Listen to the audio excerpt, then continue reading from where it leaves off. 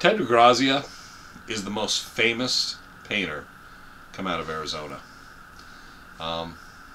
Primarily known now today, since he passed away in 1982, for his gallery in the sun, located out in Tucson. But Ted actually opened a gallery in Apache Junction. He was always tuned into and had a love for the Superstition Mountains. In fact, besides the gallery, he published a book on the Superstition Mountains. He has a collection, I believe, of about 100 paintings concerning the Superstition Mountains.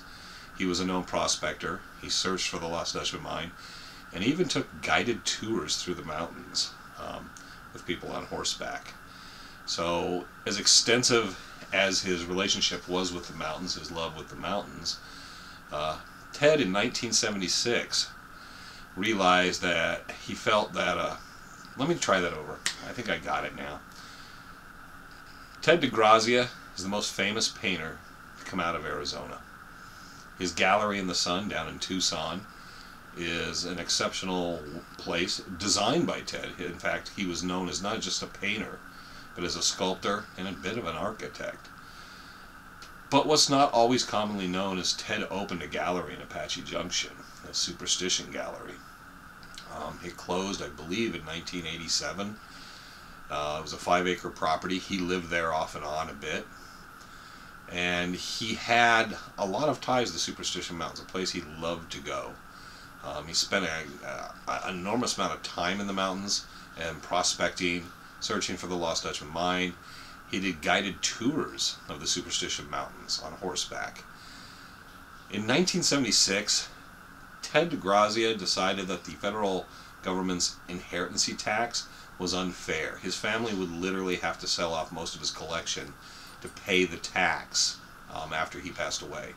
So in protest of this, he took a number of paintings out to Angel Springs in the Superstition Mountains, built a teepee-like structure, and he burned, and the number changes, but somewhere between 30 and 100 paintings.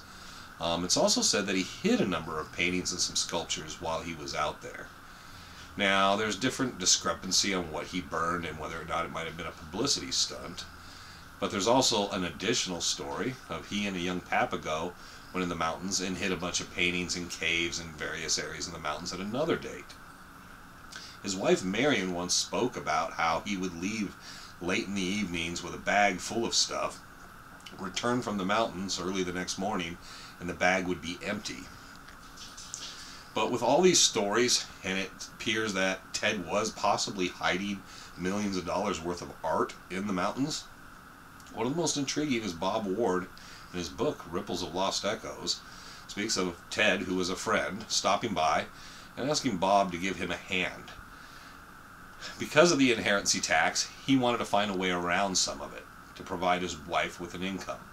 So his idea was he took a number of tubes, 3 paintings per tube, and he dug a number of holes, and they would bury these. And then he'd ask Bob, well, you draw a map, you sell it to my wife, and then she can sell it to people, and she can make some money off of them looking for the treasure of these paintings.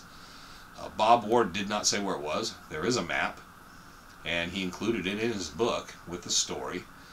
And Frank thinks he has something that has close ties to the story. A stone walkway which is very similar to some of what's at Gallery in the Sun, and an empty hole that had been previously dug out. Now, I don't know what all the ties are, but I'm interested and I'm intrigued of taking a look at this and seeing if there's some way we can tie in these coordinates on this map to this area that Frank found.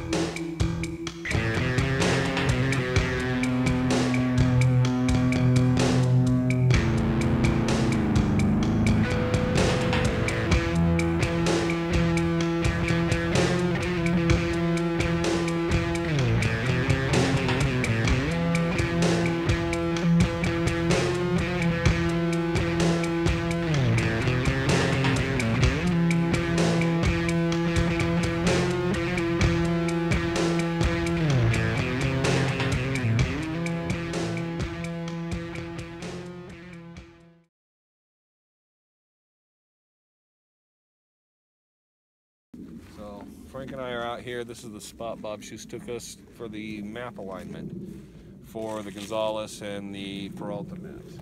Obviously the blazes are still here.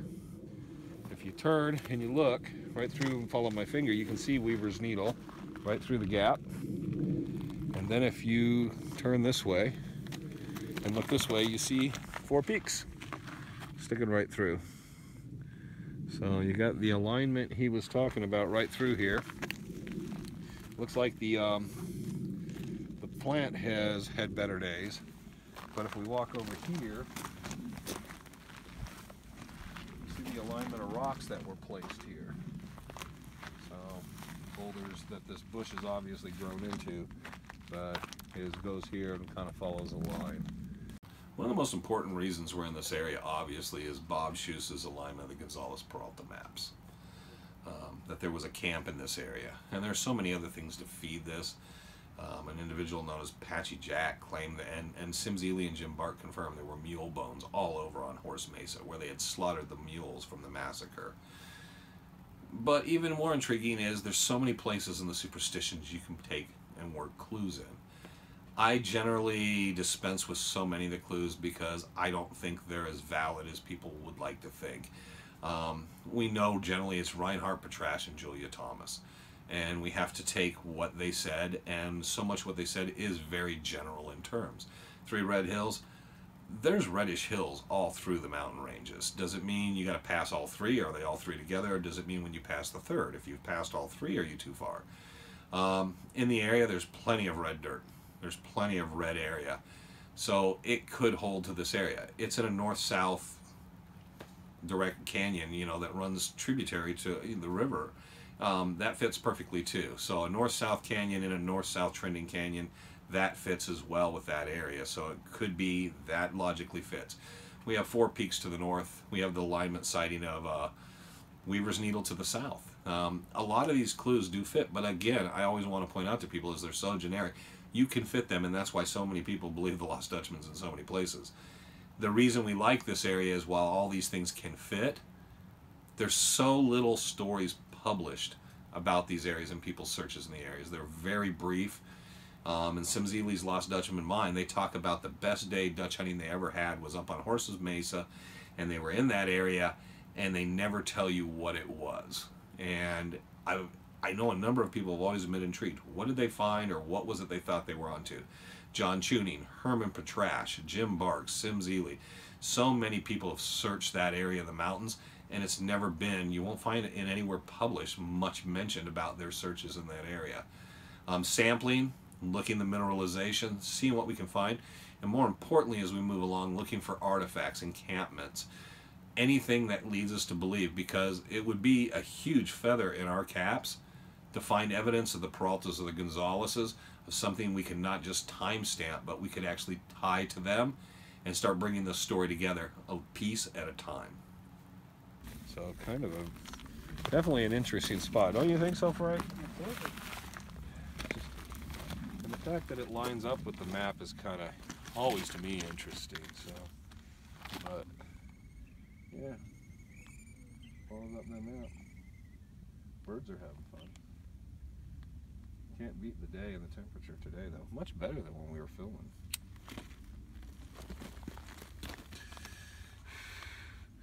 But yeah, I wish we were filming in this. This is a sight better than everything else. But definitely this site here, nobody messed with this. That we can tell. Maybe they don't know where it is. That's true. We probably just spoiled it.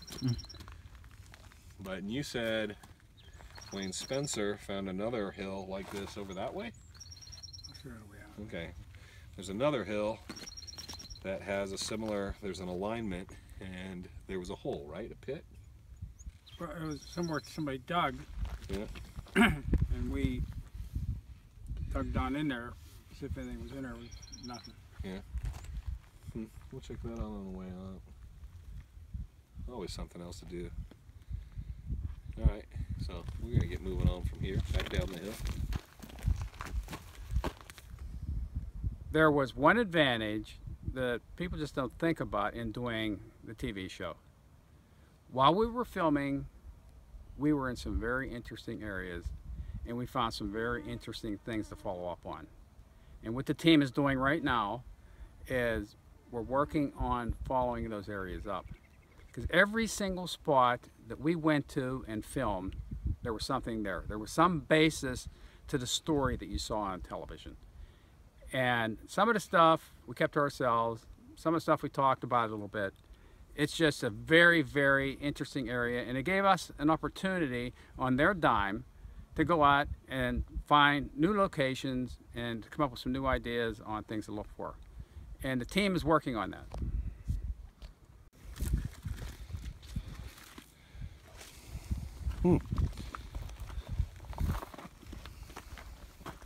It is interesting. Huh, you see it, Trove?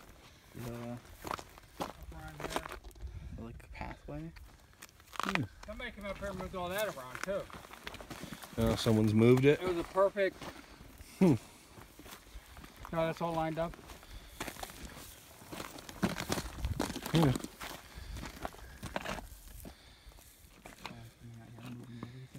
Yeah. And that stuff's been there a while.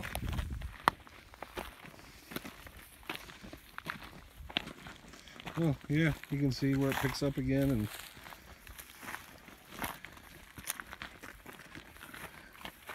what does it lead to? Nowhere. It starts nowhere and ends nowhere. There's 3 of these back in here.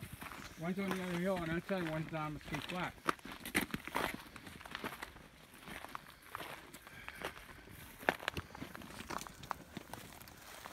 It just ends on this end here? Yeah, it circles around.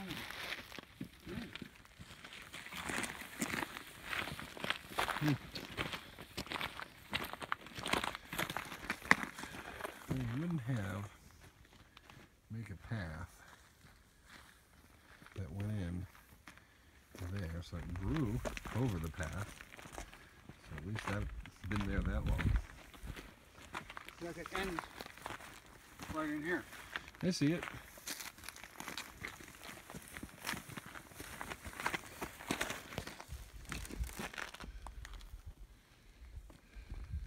Like Coronado Ridge. See how it wraps around?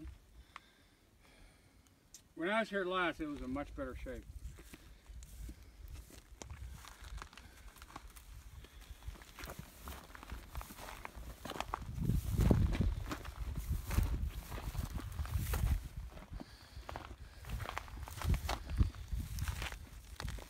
But it's a view of something. Frank Augustine has solved the puzzle. It's a view of something. Well, I told you the story that these guys would do this in like the Salazar survey. And you'd come to a point and they'd have a picture and they'd survey, and then it would lead to something else. It didn't necessarily mean something you could see. This might be a point to work off of. What's odd here is, regardless if they did it, they didn't put anything on the end. They just ended. Yeah, at this point. Yeah. Huh. There's a similar one across the road up a little bit. Same thing. And there's one down Mesquite Flats. So it's up the road another hill. Except that one's on the right. Okay, but it's on a hill, and then the other one's across the hill from us. The other one's down Mesquite Flat. But this one, okay, so that's 4, because there's the No, one there's only across. 3. There's 3. We were just at the one over here, though, the alignment point, which would be 4 hills in a row, right? Yeah. Oh, Yeah. I see what it points to. What? Right here. I shouldn't have put that up. Yeah, There's exactly. a saguaro. Mark saguaro. He marked saguaro. Right there. Frank has realized the marked saguaro of the alignment point of the Gonzales map is sitting right there. Let's see if I can hone in on it.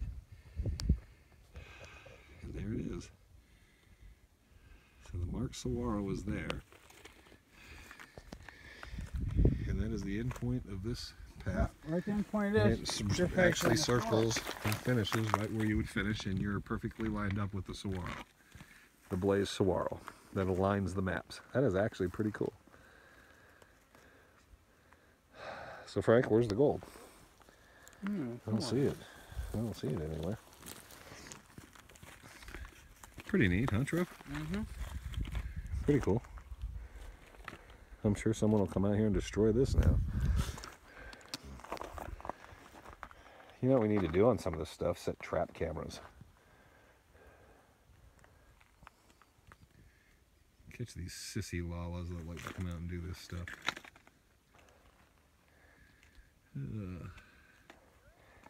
Yeah, that took some effort. Frank took us along this rock path, which has been there obviously a very, very, very long time. And afterwards he showed us a hole that had actually been backfilled in and could possibly be a site where DeGrazia's paintings once were. We want to take a look at that and kind of just get the feel and have Frank describe what they were doing out there. So how far did you, how did you find the hole? He thought the paintings were buried there. Okay.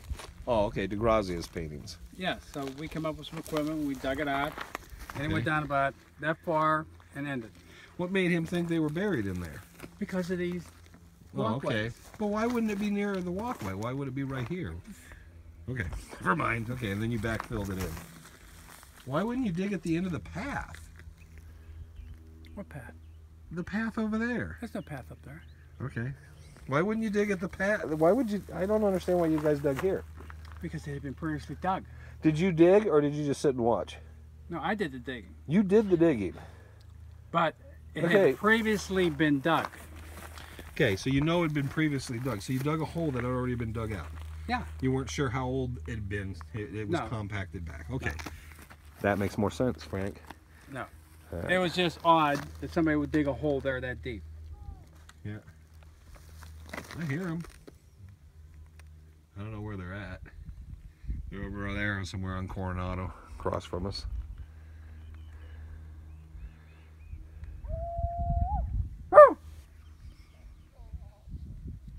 Okay.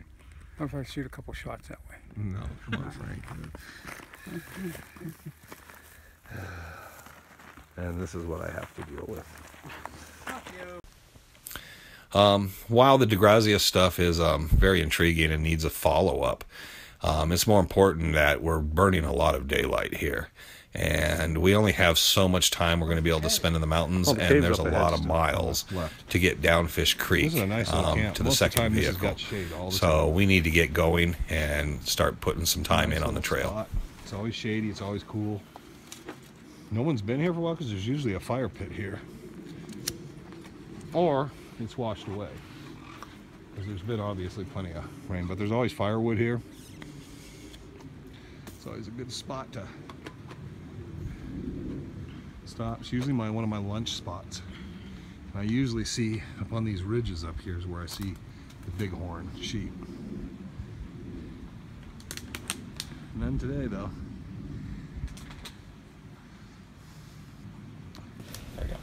So back when I was scouting for second season locations, I came across this outcropping of rock.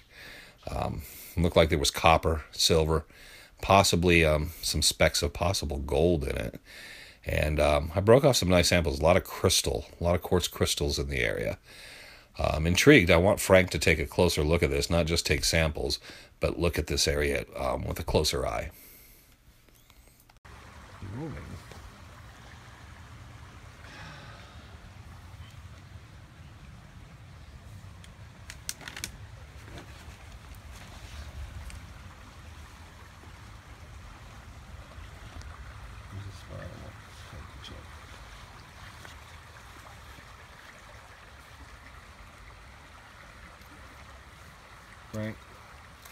Frank, check this spot at the end of my finger. 'Cause I can see it everywhere, but this spot is a big one. See that at the end of my finger?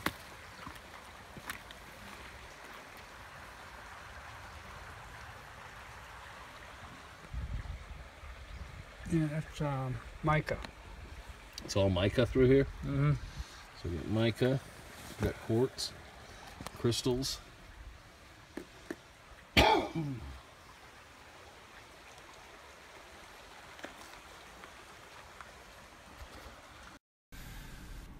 I need to get Frank over and take a look at the cave. It's very unusual. The formation, the low wall, the dimensions actually even fit what's written on the map, and get his take on what this was. I think Frank's eyes are going to open a little. It's hidden back in the brush. I think that's what's going to intrigue him, is that it's actually hidden away. Let's see.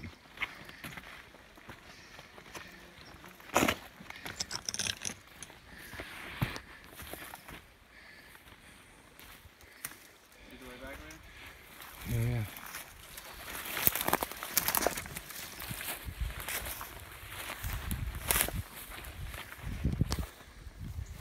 Yep.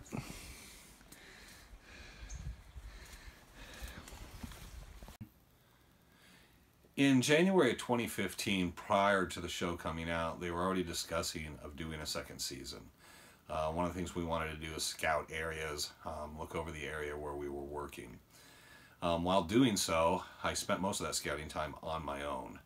And I've released the video of when I did a return trip to the area. Unfortunately, I didn't film when I was in there. I wasn't thinking of it at the time. I was taking still photographs, though, at the time. So I took a collection of still photographs of various areas where we would possibly film, areas where we could coordinate the schedules, where we could do different things.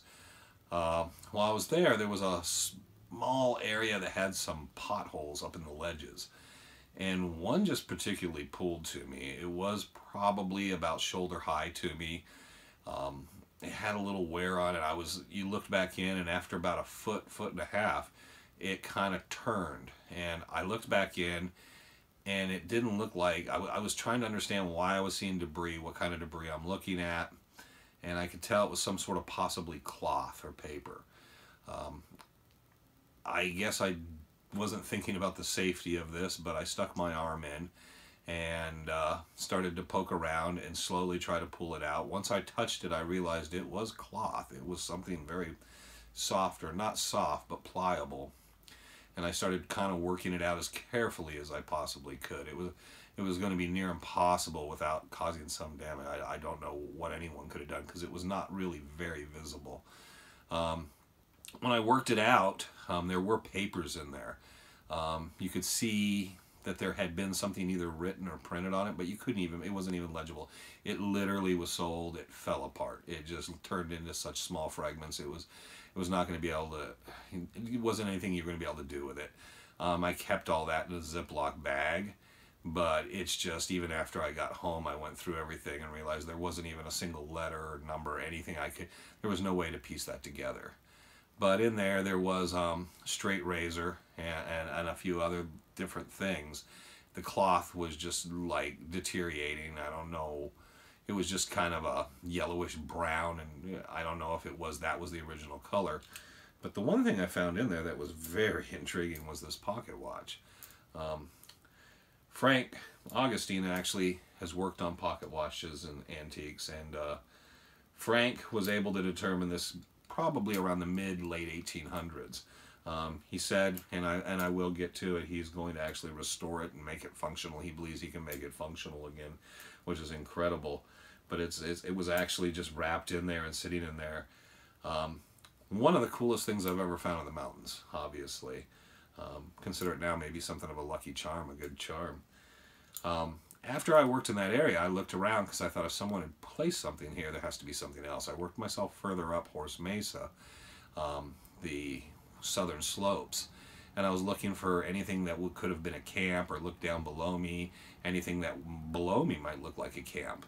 At one point I found a kind of an open area. It had a little bit of cover over it. It wasn't, you wouldn't call it even any kind of shelter, but it probably would break the wind a bit from you from a side, about a side and a half.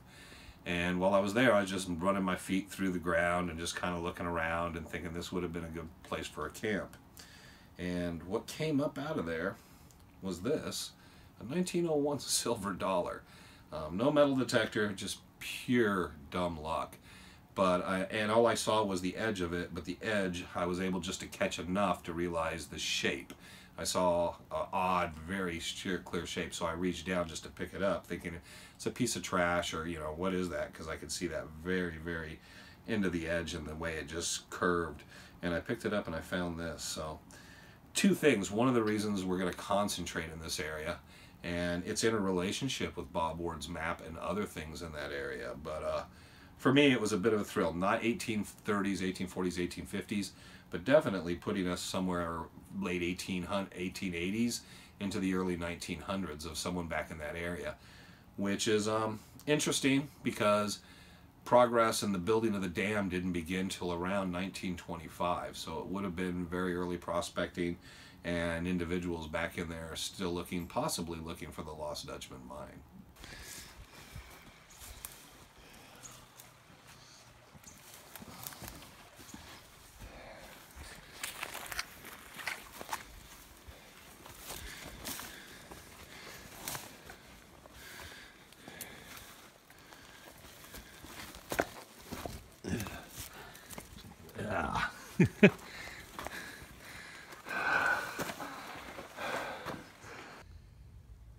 Bob Ward put a little map in his book in an area that we were interested in.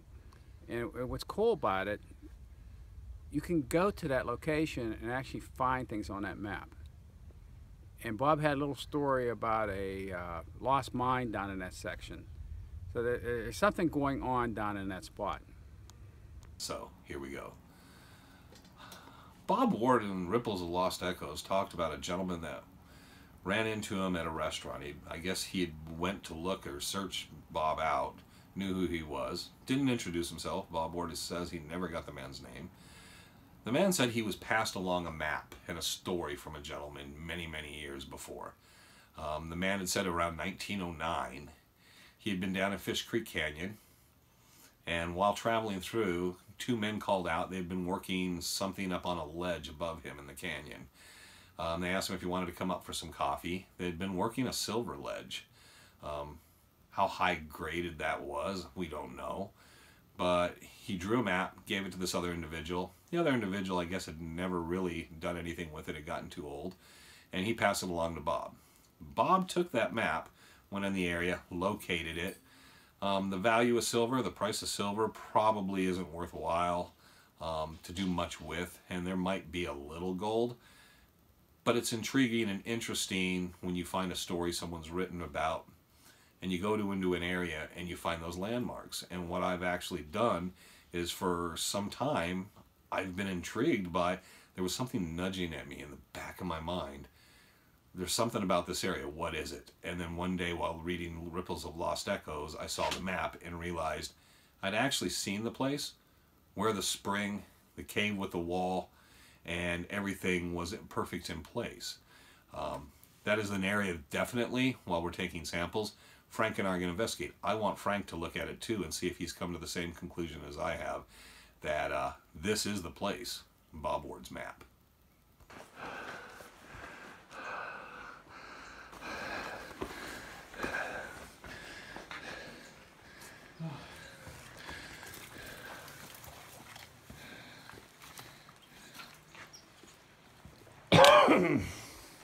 Explain this, Frank.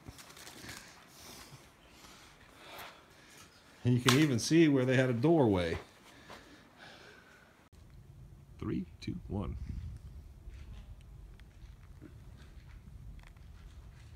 You distracted? No. You want to start again? I love it when things just come together. I mean, you have a map that shows a cave with a little wall. And you go out and you find a cave with a little wall. Now, when you find actual physical evidence that something you're looking at exists, it gives you an idea that maybe there's something there that people haven't found.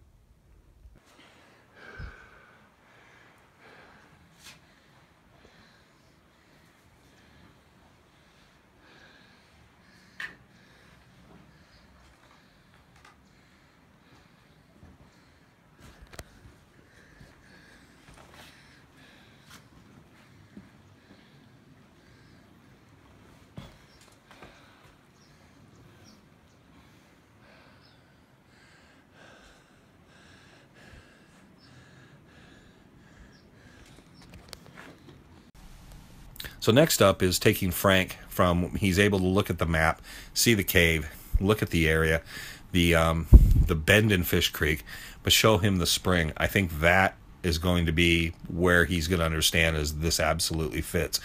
Even the drawing of this spring area fits identical to the spring that's actually physically there.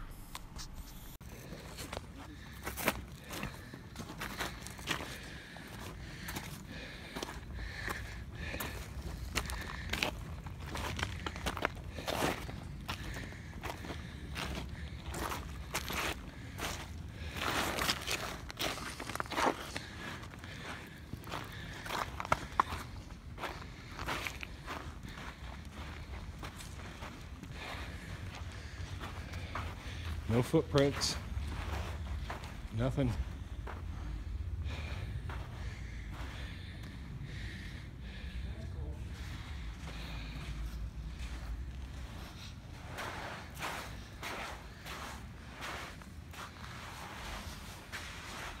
Middle of a desert canyon.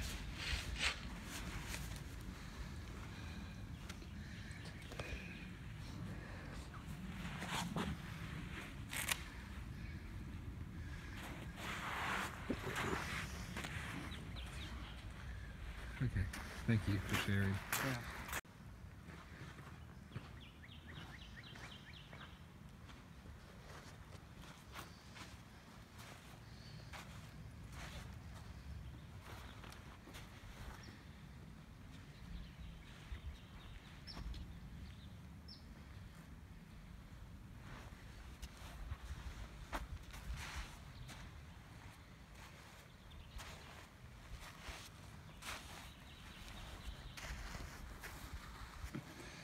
It looks like a human leg bone.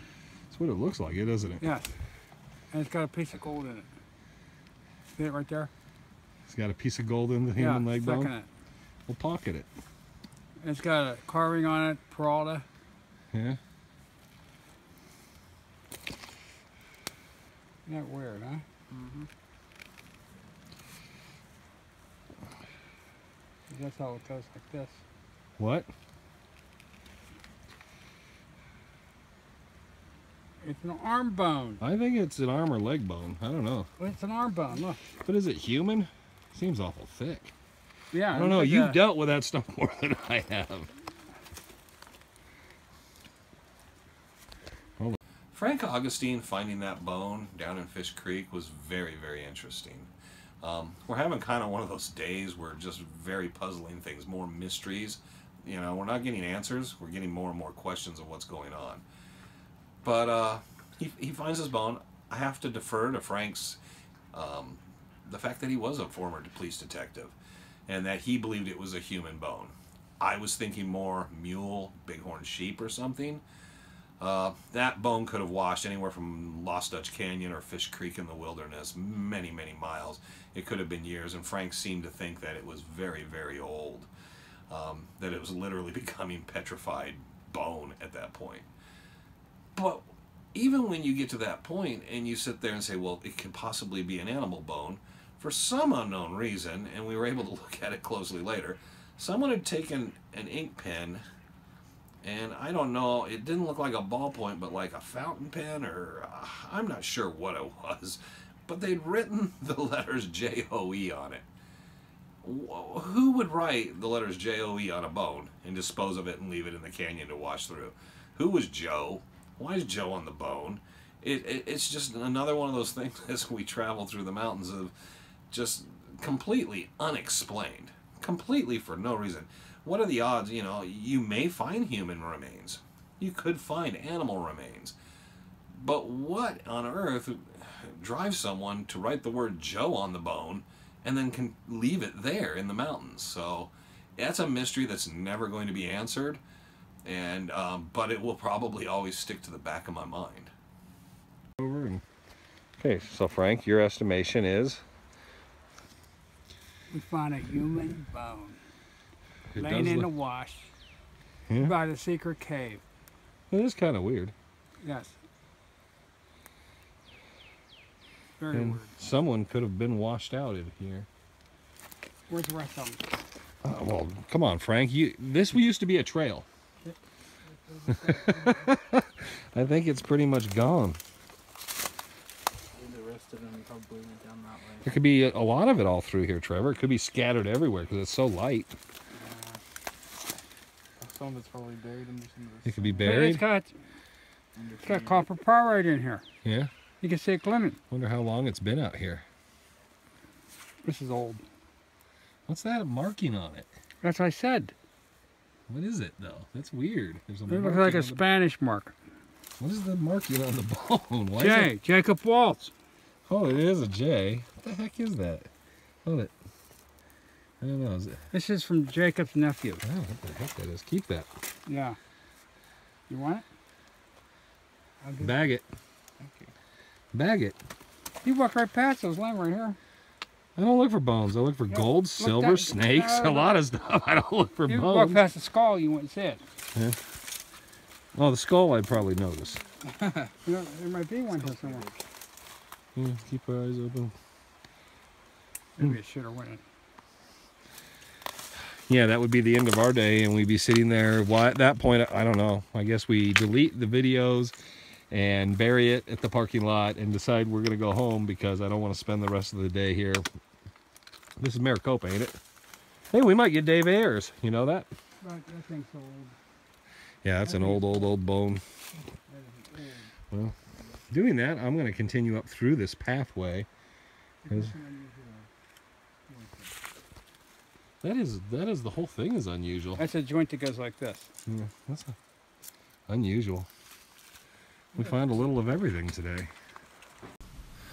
So after finding the bone, Frank, oddly enough, comes across some pipe. I'd seen the pipe before, and Frank's theory has a different theory than I had. I thought it was possibly a water pipe that had once run from the spring, but he has a different idea on what the pipe was served as.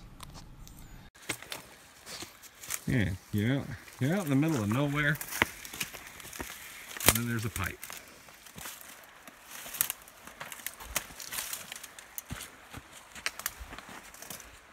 It's a piece, so it came from somewhere else. So it's part of the. I told you that the pipe I saw was more up that way, but this must have come down, broke off. Not a pipe.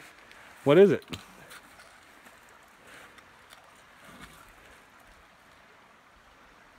Part of something. Part of what? What, Frank?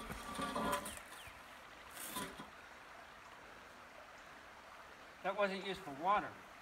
Okay, what was this pipe for? Could Whoa. be a cable line. To what?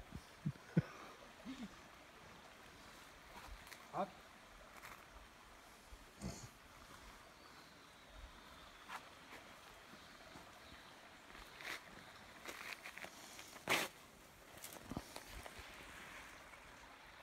How you doing, Trev? Pretty good. Enjoying it? Mm-hmm. It's pretty back in here. It's quiet too.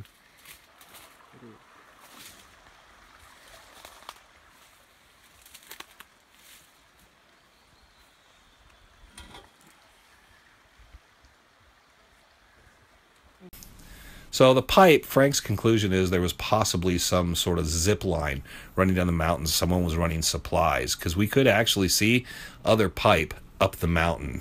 So from here, though, we're just going to work our way down the canyon and get to that secondary vehicle. Hopefully nothing else pops out at us. It's been a strange enough day as it is. There's always something different, huh, Frank? Yeah. I don't know. And what's this shit? That's what I just said. That's what I said. More weirdness.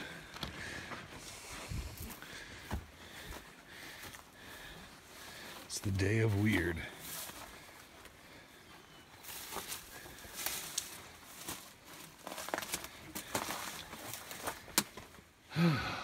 Anything in there?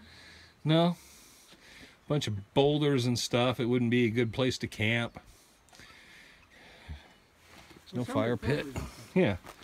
There's no fire pit. Ceiling's not blackened. Someone could have used it once or twice and it's all washed out, but the ceiling's not black, so. But I don't know, Frank. It's weird. It's been a weird day, man.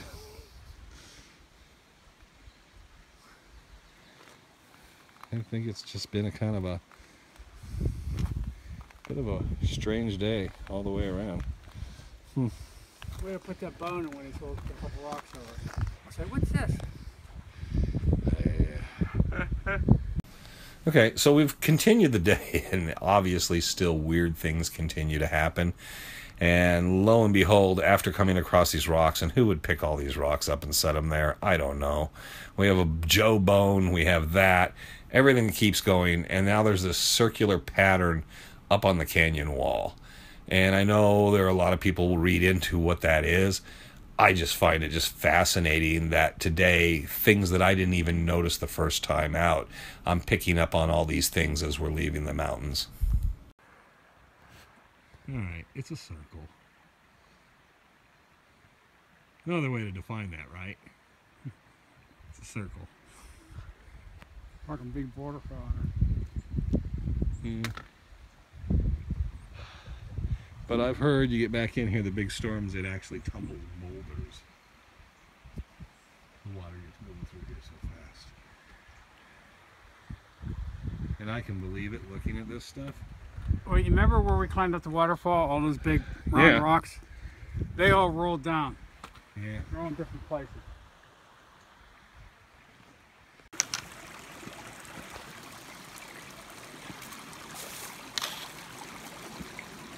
Trevor next.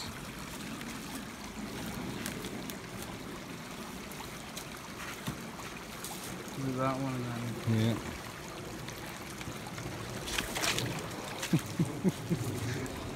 Hey.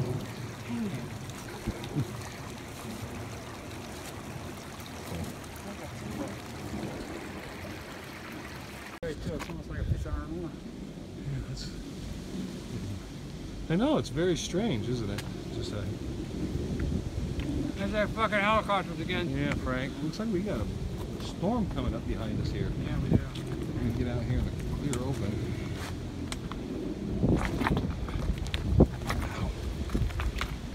Yeah, that. Fuzzy and a little windy. There's some dark sky stuff. Yeah. It's gonna dump on us. All right, we're not gonna hurry too much because it's coming up behind us, which is the best place for it to be, right? Yeah. Because if it's behind us and the water flows this way, we're gonna be ahead of it. The #1 prospector in Arizona, in my opinion, is Woody. And he's the guy that we want to show our samples to because he'll know exactly what we have. So on the drive out, I turn to Trevor and we're talking, and I realize we have this bone stuck in the bag. I feel like it's possibly an animal bone, but Frank is a former detective. I shouldn't take chances with this, backpacking out human remains. So I told Trevor we're going to stop the Maricopa County Sheriff's Office and do the right thing by this. I don't think there's any way they could trace or, understand where these human remains came from. But doing the right thing is go by them and have them verify. See if they can do the forensics and give us an idea. Is it animal? Is it human? And kind of satisfy our curiosity and kind of our minds, put our minds at ease about traveling around with this bone in the backpack, in the back seat. The sheriff's deputy didn't want to be on camera. He asked not to be filmed, but he took the bone. They took a number of pictures. They called in someone to give a forensic analysis, a visual analysis, and they were able to determine there that they believe it was animal bone, and there is an incident report. So we feel comfortable with not only it's an animal bone, but our right and ability to keep it. And so it's, we could cast it off, but I think at this point, Joe's just coming home with us, regardless of how anyone feels at home, and Joe will have a place in our home probably for the rest of our lives.